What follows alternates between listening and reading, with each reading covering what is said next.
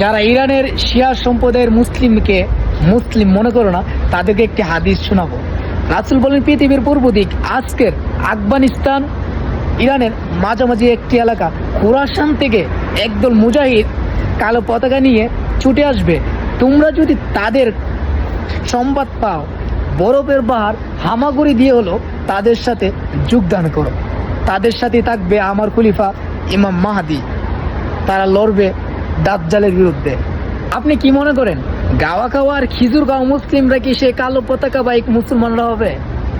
তারা তো দাজ্জালের বিরুদ্ধে লড়বে। দাজ্জালের বিরুদ্ধে আপনি যে মুসলমানকে শিকড় মনে করতেছেন, এ মুসলমানের ইমান 1 মিনিটও টিকবে না। আর টিকবে কার আপনি হয়তো টের পাইতেছেন, যারা বাতিলের বিরুদ্ধে একাই লড়ে যাচ্ছে। অথচ আপনি যাদেরকে মুসলিমদের শিকড় মনে করেন, তারা ওদেরকে গাটি তৈরি করতে তার দেশে জায়গা দিয়েছে। ইরান তো সৌদি, কাতার, কুয়েত, ওমান এখানে মিসাইল মারার কোনো প্রশ্নই আসে না। তার দায়ও আপনি যে মুসলিম, আপনি যাদেরকে মুসলিমদের শিকড় মনে করেন তাদেরই, কারণ তারা তাদেরকে এখানে গাটি করার সুযোগ করে দিয়েছে। আর এই মুসলিমরাই বলছো শিয়া সম্প্রদায়ের মুসলিমরা। আমি শিয়া মুসলিম বা তাদের আকীদায় কি সমস্যা আছে তা জানি না, কিন্তু আমি মুহাম্মদ সাল্লাল্লাহু আলাইহি সাল্লামকে আমার নবী মানি।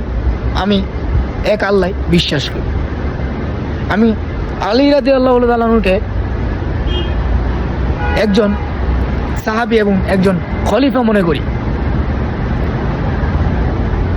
আর শিয়া সম্প্রদায়ের মানুষরা তাদের আকীদায় তারা কি বিশ্বাস করে কিন্তু জানি না, কিন্তু আমি মনে করি তারাই হতে পারে সেই কালো পতাকাবাহী মুজাহিদের দল।